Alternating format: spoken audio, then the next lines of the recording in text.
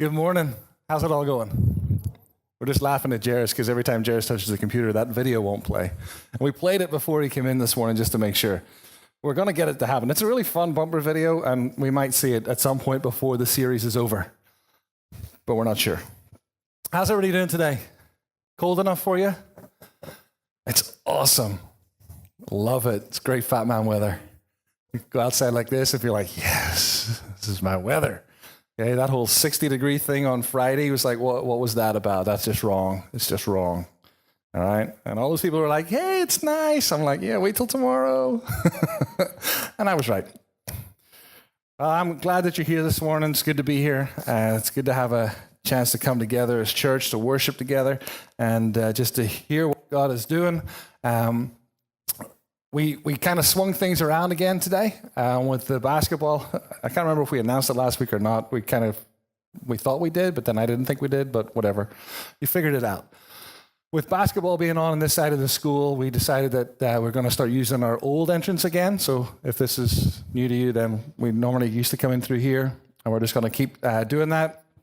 And at some point, they'll repave the whole parking lot, so it won't be quite as bumpy on the way in. But just for the foreseeable future, whilst instead of having the whole school open, we just wanted to just have one door open, and so that's where we're going to be coming in. So if you're coming back next Sunday, don't be trying to guess. Wonder which door is this week. It's that door. Okay, so we'll be coming in through here for the rest of the foreseeable future. If you are new this morning, if this is your first time, I want to welcome you. We're excited that you're here. We hope that you feel at home with us here at church this morning. We like to say that we want to create a safe place here at Bowie City Church where people can ask tough questions about God and faith. We don't have all the answers, but we'll spend some time and try and figure them out. We want to do life together. We want to walk through life together, which is the good times and the bad times. We're not just about all the happy stuff and all that, but we know that sometimes life is difficult. Sometimes life gets really hard. And as a church body together, Dione kicked us off in this series that we've called One with this verse from Philippians. In 1 Philippians chapter 1, verse 27, it says this, I will know that you stand firm in the one Spirit, striving together as one for the faith of the gospel. And this is not just a verse that is for this series, but this is a verse that is going to ground us for this year. If you missed last Sunday, go back onto YouTube and watch it. YouTube.com, Bowie City Church, it'll pop up. It's right there. This is what we really believe God is calling us to do this year, to be this year, is to be one. But it's to be one with a purpose. We don't just want to have a church on Sunday mornings where we come together and it's like a big old hug fest and everybody's like, it's hug time, trolls, all that. Okay, every 30 minutes there's a bell rings and hug time. All right. And we could do that if you want. It'd be weird, especially for visitors. Like, what sort of church was that? It was like Church of the Trolls. All right. But we want to be one together. We want to be one together for the faith of the gospel. As I was listening to Dione last week and thinking about this, that whole thing struck me. I mean, he asked me to speak this week on prayer, and I'll get there eventually, I hope. But I was just struck by this verse. I know that you will stand firm in the one Spirit, striving together. Striving together. And I thought about those two words, and if you look at, striving is not something that we like to do because it implies hard work. It implies that there's opposition. It implies that there's difficulty.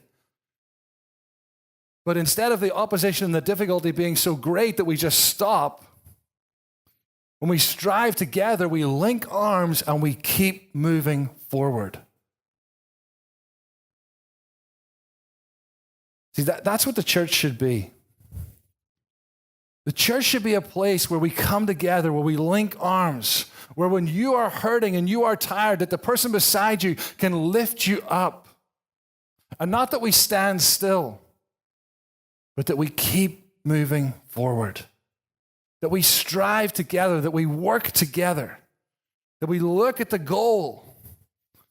And for me, I've really been impressed this year that the goal for us as a church is this city. The goal is this city. I found, and we're going to play it next week, I found the first video that we did that's 4 years old. Next Sunday, we turn 4. It's our 4th birthday as a church. All right? It's like, wow, 4? We didn't even think we'd get to 1. All right? We're like, we're going to start. We have no idea when we'll end, but we're 4. We turned 4. And I found the first video that we made back then, 2014. It's hilarious. Dion looks so young. He looks exactly the same. I mean, let's be honest. It's like, he doesn't look any different. But in that video, and you'll see it next week, we'll show it next week just as a little throwback, we talk about the mission. We talk about this city, and this city that has 60,000 residents, roughly. Approximately 15,000 of those people claim to be believers or Christians or go to church. That's 1 in 4, which you might think, that's awesome. That's great. What about the other 3 in 4? What about the other 45,000 people who right now are not engaging in church? See, we're going to strive together as a church. We're going to strive together as one for the faith of the gospel. God has called us as a church to step out, to not just stay in here on Sunday mornings, but to step out and to say, you know what, there's a God in heaven who is real, and he loves you, and he wants to get to know you. One other reason for opening up this entrance over here is that we have access to all these basketball teams and parents, and everybody's going to come in. We want to open our church up to them, to come in, to be engaged, to talk to them. I've already had a talk with one of the parents who's a scout master. He heads up one of the scout troops here, and they're doing a shoe collection. He's like, would you guys be interested? I'm like, sure, just send me the details. He's like, really? And I think he was ready for like the hard sort of sell, and I'm like, yeah, when is it? As long as it's not like next week, then give us a bit of time. He's like, no, it's like in the spring. We haven't even set the date. I'm like, perfect. Here's our information. Just email us. Oh, my son plays basketball. I'm like, well, then come talk to us. Oh, okay. We want to engage the city. We want to work together to reach out in the faith of the gospel, to take it to the city, to tell people that there's a God in heaven who loves them. I used to hear people who would talk about their Christian walk and their Christian life, and one of the things that I struggled with a lot was people that would say, well, my faith's personal. I'm like, what do you mean by that? And it was really a way for them to say that I don't talk about my faith. I don't talk about God. It's just between me and God. And I'm like, I get it. In a way, that's true. Your faith has to be personal between you and God. You can't live your life on someone else's faith. You can't live your life on someone else's belief. When you see somebody else who's following Jesus, you can't say, well, I'm just like them, because you're not. You've got your journey, your relationship, your walk with God. And that's personal, but it's not private. See, there's a difference. See, we're called in the Bible to have an account, to be ready with an account when someone asks us of the hope that's within us. Why do you think that way? Why do you say that? Why do you go to church on Sunday mornings when it's freezing cold outside? Why do you do that? Well, it's because of my faith, which is between me and God, but I'm going to tell you about it. I'm going to share about it. Part of this being one together and striving together for the faith of the gospel is we're going to look at various things throughout this year. They're going to help us to do that. Next month, in the month of February, we're going to talk about our story. We're going to talk about the story that each of us has, which is definitely just an independent thing. None of you have the same story of how you met Jesus that I do. But equally, some of us are like, well, I was little when I met Jesus. It's not really, I wasn't like a drug dealer or anything like that, because that's all the stories that you ever hear about people that met Jesus. It's like, yeah, when I was in the hood and I was stealing cars and I was doing all these bad things and I was 4. Like, what? And you get, kids like me that grew up in a Christian home. And for me, I was 9 years old. And I was taken to a meeting one evening by my parents, because that's what my parents did. They went to meetings all the time. And I was taken, and we had coloring books, and we had stuff to do. There was no technology then. Yeah. Technology was a pen that you could click. I mean, that's it. All right. I remember in that meeting, I'm just listening, they're singing, and there's a guy talking about Jesus, and I'd heard the stories. I'd gone to Sunday school and stuff before, but for some reason that night it made sense. And for me, as a little boy sitting in that, it was a tent, literally a tent outside. In that tent, listening to this man tell a story about Jesus, I started to get tears in my eyes. And like every 9-year-old boy, you just say, oh, it must be dust. Allergies. All right? It's Northern Ireland. There are no allergies. Not dry enough to have allergies over there. But then it comes to the end of the night where the guy's like, does anybody want to actually make a decision and accept Jesus to be their Lord? And I was like, that was me. And so I did what every 9-year-old boy does. I grabbed my mom and I walked up with her. But that's the reality of my story. And from that point on, from 9 years of age, I began a personal relationship with Jesus. Outside of my family's relationship with Jesus, outside of my Sunday school and church relationship with Jesus, it was me and Jesus then. It was me talking to him, me reading about him, me learning about him, me engaging with him. That has brought me all this way later to here. See, each of us has a story. And every story is important to God. And we're going to look at that next month. Because as a church collectively, okay, that story is not really going to reach a whole lot of guys who have been doing all kinds of nasty things in prison and stuff. They're like, you were just a good kid. But equally so, if my story was something that was more dramatic, it's not going to reach the good kids. God's called us to strive together, to knit us together as a family, as we share individually, as we reach out to our circles, to our friends, to our families, we're going to show them Christ. We're going to bring them back in here. We're going to show them the love of Jesus because of how we love one another. And we're going to see his kingdom come. This whole idea of one, it struck me that striving together as one, that's what God's called us to do. That's what God has called us to do this year. As I was thinking about this, I was thinking about prayer, because I do have to talk about prayer. So I'm going to mention prayer every now and then, just so I keep going back to prayer. But it's like God was like, there's a whole lot of other stuff in here about being one. The first verse that came to my mind as I was thinking about this message was in John chapter 5, verse 19. And this is a kind of an odd verse to talk about prayer. Because it says this in John 5:19, the Son can do nothing by himself. He can do only what he sees his Father doing, because whatever the Father does, the Son does. The Son can do nothing by himself. I think that for all of us, we pretty much own that line right there. I can do nothing by myself. I have proven that multiple times. I have tried, and I have failed miserably, and so I have proven pretty much that I can do nothing by myself. But it's interesting that this is what Jesus says. He can only do what he sees the Father doing.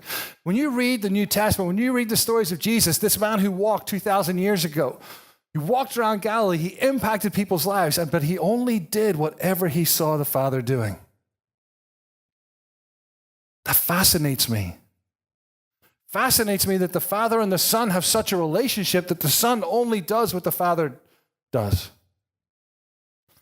Now, if you know a father and son sort of family here, you know that you see the boy growing up. It always amuses me how quickly the son takes on the characteristics of the father. They walk the same. You seen that? You ever notice that? I see fathers and sons all the time. They have the same mannerisms because the son is watching the father to see what the father does. And he tries to be like the father. Well, that happens here on earth, but Jesus didn't do anything unless he saw the Father do it. What's interesting about this statement is it comes right after Jesus did a remarkable thing. In the beginning of John 5, the scene is set where we're told of a crippled man who'd been crippled for 38 years who's lying beside a pool. And the pool is called Bethesda, just like Bethesda, Maryland. It's a hospital. The pool at Bethesda was where cripples would come and would be placed. And the story goes that an angel of the Lord would come and would stir up the water. And the first person who got into the water would be healed. And this man had been there for 38 years. So he obviously was not very good at getting from where he was into the water. He wasn't healed. In John 5, it also tells us that the day that Jesus talks to him, it was a Sabbath. It was a holy day. Jesus engages with this man and he asks him if he wants to be. What do you want?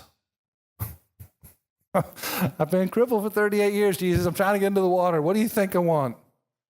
Right, come on, is this a trick question? I want to be healed. Jesus heals him. Reaches down, he heals him. Tells the guy, roll up your mat, take it, and walk home. This is a hospital setting with numbers of sick people, and Jesus walks in, he heals one person. Can you imagine being the guy right beside the crippled guy that just got up and walked? Can you imagine the anticipation it would be building in your heart? Did you see that? Did you see what happened? This dude just got up and walked. Hello? Jesus walks out. Didn't heal anybody else. The Bible doesn't record him healing anybody else in that location. How upset would you be? It's like, could somebody just go get him again? Bring him back in here? We got a whole line of people. No, Jesus walks out. Son can do nothing by himself. He can only do what he sees the Father doing. This line Jesus is quoting, he's actually speaking to the religious leaders.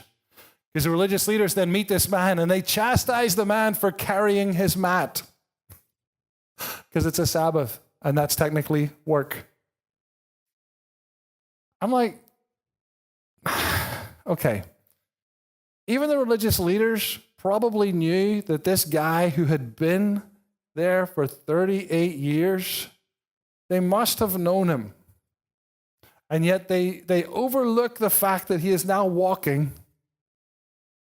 And they chastise him because he's breaking the Sabbath by carrying a mat.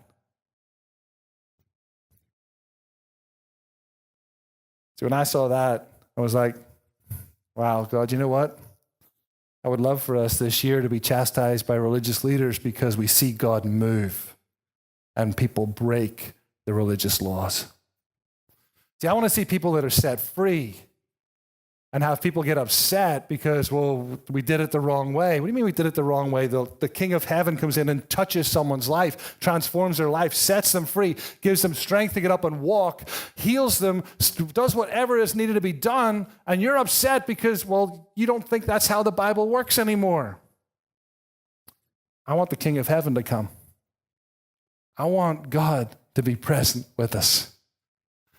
I want to see us come together with people who are sick, to pray for them, to see God come and touch them supernaturally, to see them made well, to rise up and walk where they could not walk before, for blind eyes to be open and deaf ears to hear again, because I believe that God can do it. I just want to see it happen.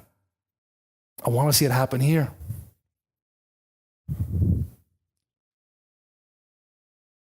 But here's the thing, we can't make it happen. We can't make it happen because we cannot do anything by ourselves. But we've got to be willing to step out when God says pray. See, when God brings someone to us and they're sick or they're hurting or there's an issue, we've got to be willing to take it to the cross. Say, Jesus, I can't do anything, but God, what do you want to do here? what do you want to do here? God, I need your help. I can't do this on my own. I need your strength. I don't know if you are a football fan or not. And a college football fan, if you're a Georgia Bulldog, I apologize. But you know what? It happens. One of the most fascinating things on Monday night was essentially the college Super Bowl, where Alabama played Georgia. And it was a great game. It was kind of back and forth, and there was all sorts of stuff happening. And Alabama's got this huge reputation of being a school that's going to win, and all these things. And they have two quarterbacks. And they've been running these two quarterbacks all season long, going back and forth between them. And they started off with the older of the two quarterbacks, and he played the first half, and things did not go so well. And they made a switch at halftime, and they brought in the younger guy, freshman quarterback. And, it all changed then. And Alabama ended up coming back, and it was a tied game. Went to overtime. Georgia kicked a field goal. They're 3 points up. Alabama gets their opportunity to try and score. Ends up, they lose 15 or 20 yards in the first down of that series. And then this young freshman quarterback gets the ball. He drops back, throws the ball 41 yards. Guy catches it in the end zone. Alabama win. Everybody's like, woo, Alabama, Alabama. There was an interview that was done by a Yahoo.com sports reporter who interviewed the young quarterback. And he said to him, how can you, a freshman quarterback, come into this pressure cooker of a situation and do what you did? How could you be so calm? And the young freshman quarterback said to him, well, sir, I pray in tongues, because Jesus is my Lord. And so I prayed before every snap, I prayed during every snap, and I prayed after every snap. And we got there. Here's a young man in the midst of what he's doing is freaking out, probably, to be honest. I mean, let's think about it. I mean, he's a national stage on TV. They're down. They're losing. They're not supposed to lose. And all eyes are on him. So he just goes to the source of all peace. He just takes it to God. Every snap, every play, God, okay, this is on you, Lord. I can do nothing, God. But through your strength, God, I can overcome. And this young man just prayed. And that's been his testimony and his story, is that he just prayed his way through the whole second half. Church, that's what we need to start doing. We need to be a church that prays. We need to be a church that prays, and not just that we have prayer meetings, but we need to be a people of prayer. See, I struggle with prayer meetings. I'm going to tell you this from the front. This is confession time.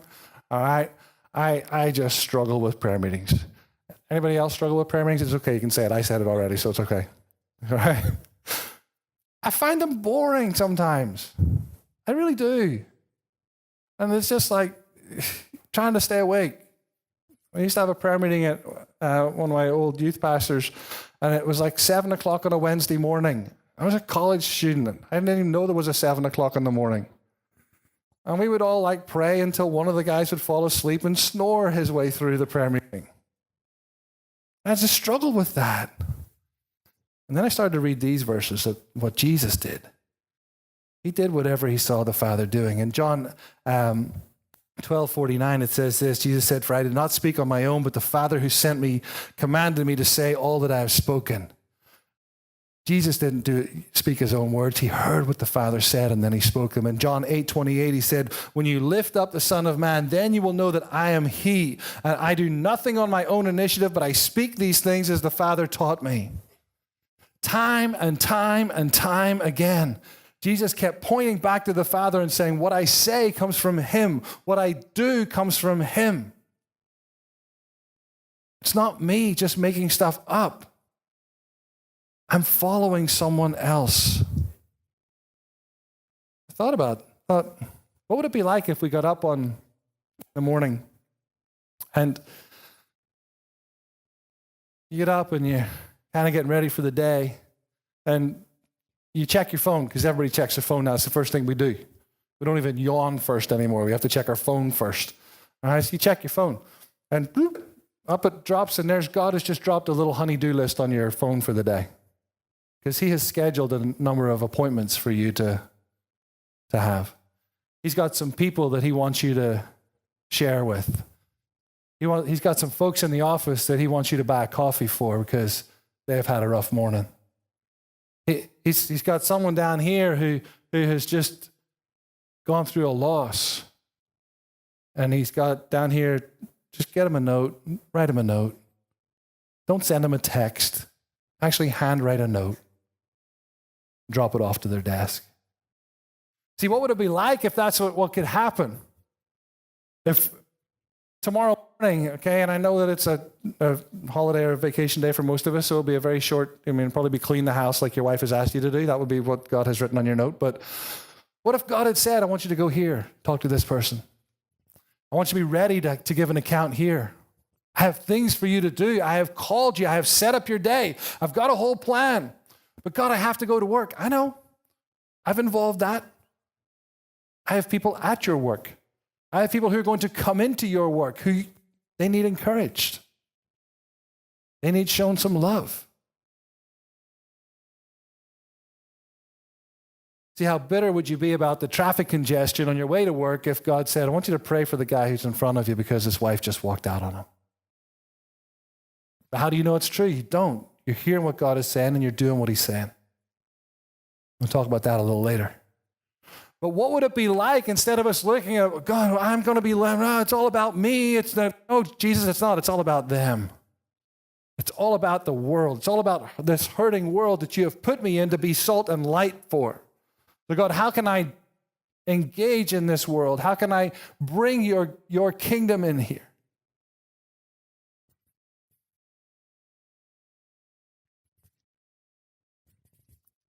What would it be like if you just stopped by one of your colleagues' desks and said, hey, you know what? See what you did last week? That piece of work that you did, it was awesome. I really appreciate that you were on time with that. I really appreciate that you stayed late to do that. I really appreciate that you did this. That really encouraged me. What if we just dropped heaven everywhere we went? Well, if we're not in touch with the Father, then how do we know what to do? See, I want to see the kingdom come. I want to see the kingdom come wherever I am. Here, in work, when I travel, I want to see God's kingdom come. How do we get there? How do we know what God's saying? Well, I think it's pretty simple and very difficult at the same time. There's two things that we have to do. The first thing is listen, and then the second thing is act. It can't be that easy. Yeah, it is. Yeah, it is.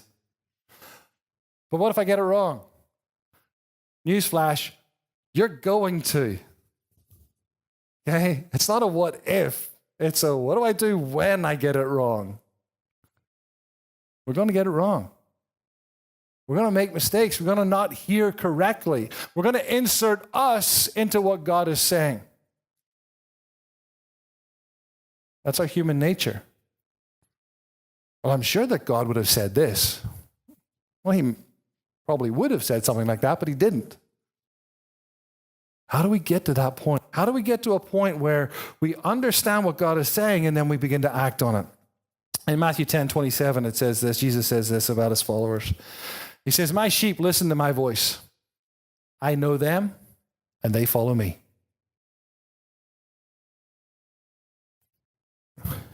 See, we're all sheep. We're all sheep, but we have a shepherd. We have a shepherd who loves us. We have a shepherd who will leave 99 to go after the one. That's how much he loves us. But we need to start to listen to his voice. We need to start to hear his voice. We need to start to understand his voice. How do you do that? Well, the same way as you learn anyone's voice. When you talk to them, you hear their voice. Our kids are at the age where they believe that the telephone should be answered every time that it rings. They haven't understood that we don't need double glazing or anything else from any other salesman. But every time the phone rings, they go out and we're like, leave it. It's a telemarketer. Okay, talk to them now. All right. And it was like, Dad, it's for you. It's like, no, it's not for me. Okay? There is a way to lie, which is not a lie, and say that I'm not here. You can't do that. Just don't answer the phone. But they've started to answer the phone, so now they're starting to recognize numbers. And so when my parents will call, they'll see the number, they go, it's Grandma. I'm like, then answer the phone. I'm still not here. All right? She's back there. And they'll talk to her. And whenever they pick up the phone, what I often hear is the first sentence is, no, it's Emma. Or, no, it's Kara. And why? Because on the other end of the line, whichever one of my parents is called has guessed, basically, as to which child this is. They're like, is that Kara or Emma? I don't know. Let's go for it. And they just pick one because they haven't talked to them that much on the phone. But there'll come a time whenever my kids will pick up the phone and my parents will just recognize their voice instantly. They'll know that it's them. They'll know which one of the girls it is. They'll know whether it's Julie or one of the girls. They'll just know because they know the voice. Now, you have done this with people. All right? Some of you have gone through an entire family list trying to figure out who it is because the kid doesn't tell you. No, it's not me. No. Who is it? Well, God's the same way. We have got to learn his voice. We have got to cry out to him. We've got to hear what he is saying. And we've got to say, this is what I believe God's saying. This is what I believe God is saying. And we've got to start to act. So we listen and we act. And as you listen and you hear his voice and you hear what he says and you act on his word and God does what he says he's going to do, that was God's voice. You learn what's not God's voice when you do what you think it said, and it's definitely not what God was saying. All right? And we've all done this. Well, you might not have done it. I've done it a lot. Believe God's saying this. Seriously? It says in the Bible that he never does that. That's your first point of reference. God will not tell you to do something that's not written in his word. If what you believe God is telling you to do contravenes Scripture, it's not God. He didn't change his mind just for you. Oh, by the way, I know I said in the book here that you shall not do this, but for you it's okay. God never does that. He can't contradict himself. See, for me, as sheep in God's flock, we've got to listen to his voice. And we've got to find a safe person to check stuff out with. Alan and I have known each other for a long time now. And when we were first starting to work together, ministry together, we didn't really know each other that well. But what God did was something incredibly unique. It has not happened with me with anybody else. Is that he was working in youth ministry and I was part of the leadership team of the church. And so part of my responsibility was I had said, look, I want to just take care of this guy and make sure that he doesn't get run into the ground and destroyed before he's 22. And so we would kind of get involved. And I hated youth, and he knew that. And so I was like, I don't work with these people. And it's like, you work with them. I'll just deal with the other stuff. But what God started to do was God would tell both of us what he wanted us to do. So Diane would call me up and he'd say, hey, I was praying about it and God said that we should do this, this, and this. And I would answer then the next 2 points. And he would go, how did you know? I'm like, I didn't really know. That's what I was praying and believing, and that's what God told me. So you called and then we confirmed it, and that's it. And time again, in our walking together in ministry, God has spoken to both of us.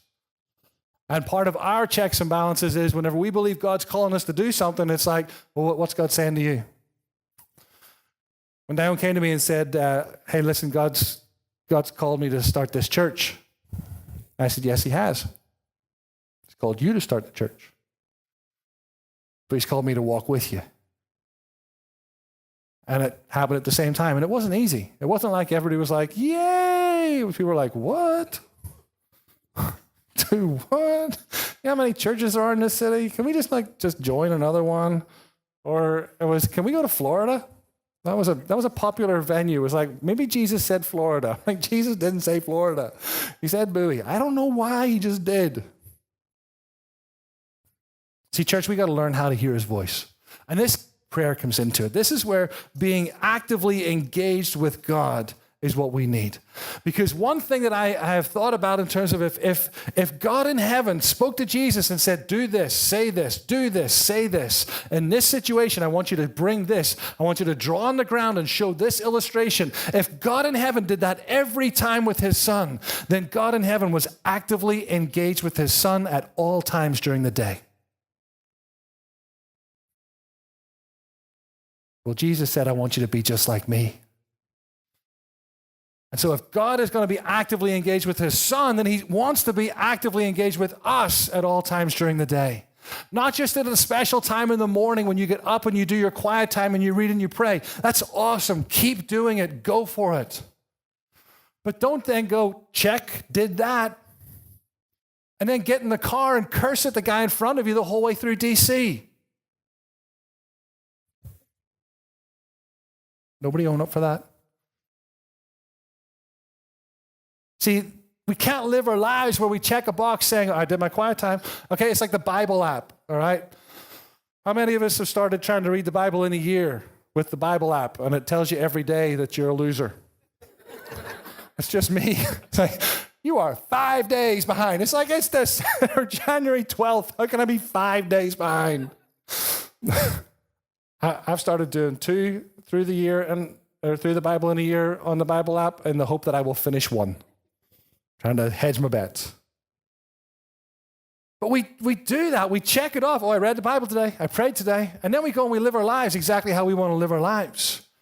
And then we get home in the evening. How was your day? It was terrible. Well, this happened, and then I said this, and they did that. And Jesus is forgotten until we're about to lay our head down on our pillow and we go, oh, we should probably pray. Jesus, help me sleep. And that's it. And then we wake up in the morning and we're there with our coffee and our journal. And we do our 15 minutes of our quiet time. And we put God back on the coffee table and we go to work or we go to school.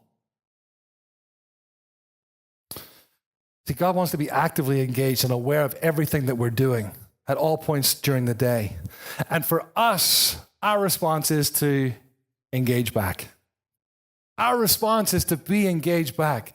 Well, how do you do that? You have to stop and pray and you just read your Bible all the time, or what do you do? Well, I want to challenge you to something. If you have a cell phone, get it out right now. Take your cell phone out in church, honestly, or a Kindle or a device of any electronic version, or if you have a watch with a timer on it. Because what I want us to do, we're starting a week of prayer and fasting this week, and what I want us to do is not to think about, the ABCs of prayer or the ACTS of prayer. You hear all those different things. I want you to think about engaging with Jesus every 60 minutes for the next week. Say, what? So how am I going to do that? Well, on your phone, you probably have a clock, and on that clock, you probably have an alarm. And in that alarm, you can set it for 60 minutes, which means that if you hit start right now, in 60 minutes' time, that alarm is going to go off on your phone. And at that point, you take a pause in whatever you're doing and say, God, what are you trying to say to me right now? See, every 60 minutes, if we were to stop and say, God, what are you saying right now? God, we refocus ourselves back to Jesus. Then we're not going to go from 7 a.m. until 11 p.m. without ever contemplating God. But we're going to every hour go, God, what are you trying to say? What are you saying? What are you saying right now? And you're like, but I work. I'm like, I teach. Okay? I've done this. It's awesomely scary and hard, but I want to challenge you to do it. I remember I was in class, I had my phone in my pocket, and I had it on vibrate, thankfully, but my pocket starts to vibrate, and all the students are like, oh, he's getting a phone call. I'm like, it's from Jesus. Come on. Help me out here. And I remember I was standing talking, I was teaching this thing, the board and everything, and we're trying to explain something, and my phone goes off, and I'm like, I gotta pray. So I wandered over to the podium, and I adjusted my notes and paused and asked any questions. Meanwhile, because students never answer, they never have questions. Keep them to the end. But I stopped and said, God, what are you trying to say right now? Just like that. What are you trying to say? What are you trying to say? And I remember looking at one of the students, and I felt God say, just pray for him. So I just prayed right there. When it wasn't out loud, it wasn't like, the Lord has said, so stand up, come on, let's just, no. It was just like, God, I don't know what's going on in his life, bless him. Touch him, be real to him, show him a friend, whatever he needs, God, be engaged in that situation. And I reset my alarm, and I went back to teach. I stopped for a moment in my life and engaged and brought Jesus into my life. I've prayed for people at supermarket checkouts because that's when my phone went off. Well, I guess it's just you and me, and you're ringing stuff up, so I'll pray while you're ringing stuff up. God, make it cheap. It was one of the prayers, but then I prayed for them, okay?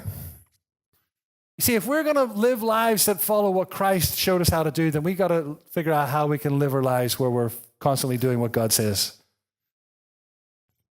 This week of prayer and fasting, okay, we're going to take this whole week, and we're going to set aside time out of our day to fast. And you've probably heard of fasting before. You're probably like, what is that? Are they like, what? You know, the only time I ever fasted was whenever I had surgery. I couldn't eat anything before I had to go to the doctors. Okay, kind of the same thing, except there's no doctor. Fasting is taking something in your life that takes time in your life and removing it for a period of time so that you can then use that created space to actively engage God. Now, for me, that's food. I know I don't look like it, okay, but that's food. Love food. Food is a blessing. Okay, you've all been watching Dion's things in the morning about his fitness stuff, okay? He's getting in shape. I keep telling him round is a shape. All right? I'm all about it. He wants to be a triangle. I'm good with round. All right? But for this week, God has spoken to me, and I'm just going to set aside food. The biggest killer for me is coffee. Don't talk to me on Wednesday, at least until like 2 o'clock, because I'll have a headache from Monday morning through until Wednesday, because my body is so used to that substance. But I'll give up food. Why? Because then I take 3 opportunities during the day to pray, and when my stomach grumbles and growls at me to go and eat something, I'm reminded I should be praying. But some of you can't do that. Medically, you may not be able to do that, which is fine. That's okay. And not everybody has to just give up food. But for some of you, it might be television. Oh, I'll give up food before I'll give up television. You might just need to turn the TV off, unplug it. Turn off social media, except for us, so we can tell you when there's meetings. What is there in your life that takes your time? What is there in your life that you focus on? What is there in your life that if you took that out of your daily routine, you would create space where you can actively engage with God and sit down and go, God, what are you trying to say? What are you trying to say about me? What are you trying to say about our church, our city, my job, our family? God, what are you saying? See, that's what fasting is. Fasting is not about being miserable. Right? Jesus even speaks against that. Don't go in on Monday morning, okay, like 8 o'clock, and you just didn't eat breakfast. Oh, I'm famished. All right? Jesus said people shouldn't know you're fasting. Shouldn't be written all over your face, following every donut. Oh. It's like, it's Monday morning. Come on. You ever skip breakfast? See, fasting is just about taking time out of what we normally do. And in the Bible, it was often food, because food was a long preparation thing, not just the time to eat it, but it wasn't 3 minutes in the microwave and then ding and then eat. Okay, it took a while to prepare. And so that time would have been used by the families to come together and pray. In Acts 13:3, we read this, and when they had fasted and prayed, they laid their hands on them and they sent them away. Fasting and prayer was an act, a spiritual act and practice that was done by the apostles and by the disciples when they were trying to hear what God was saying. They were trying to overcome a situation. In this case, when they were sending Paul and Barnabas out on one of their missionary trips, they fasted. They took time out of their day to focus on God. They prayed. They heard what God was saying. They laid their hands on them, and they blessed them, and they sent them out. Well, we're going to take this whole week to do that. Now, we've provided opportunities, and there's little bookmarks, which are badly cut because I did them last night in a rush, so my apologies. But it gives you the idea. Little bookmarks that have things to pray for each day, just a focus to pray for each day. But also we're going to meet. Well, you can all come together, and we'll try and squeeze into our houses. But I'm going to open up my house tomorrow night on Stony Brook Drive. All right, 2928 Stony Brook Drive. You'll see the Bowie City Church sign in the yard. That's our house. So from 7 to 8:30, our house is going to be open. You want to come pray? Come pray. We'll pray for you. We'll pray with you. We'll just pray about what God's saying, what God's doing. On Wednesday night, we're going to be at Milford Elizabeth's house over in the P section on Peach Walker Drive. And then on Friday night, we're going to end our fast together. We're going to come together at the New Life Ministry Center, which is the old 7-Eleven on Old 450. Remember that one down there beside the pie shop? Okay. We're going to go there. That's where our youth are meeting on Friday night. So we're going to come in there together as a church and spend some time praying and worshiping and praying, just listening to what God has to say to us. See, for us, church, as we start this week, as we start this year off, we want to strive together to bring the gospel to this city, to see people who are hurting come to know Jesus, to see people set free, to see people healed, to see God be God, because that's who he is. But we want to be a part of it. And you know what? God wants us to be a part of it. God doesn't want to just do it on his own. He wants to use his people, to work through his people. So this week, let's set ourselves to take time to listen, to hear his voice, and then we'll act on it. Let's pray. Father, I thank you that you're a God who loves us. I thank you, Lord, that you have called us as a church, God, to this place. And Lord, that you, Father, want to see your kingdom come. Lord, even more than we do, God, you want to see your kingdom come and move here. So, Father, I pray, Lord, at the beginning of this week of prayer and fasting, that, God, you would speak to us individually, God, of the things that we should set aside, of the opportunities that we would have to create space, to create time. Be that through giving up food or giving up technology or giving up whatever it is, God. That we would create space to sit with you, to hear your voice. God, I pray that as we gather on these 3 evenings, Lord, that you would be present. That you would be present, God. That you would come and show up, Lord, and speak to us. In Jesus' name, amen. Amen.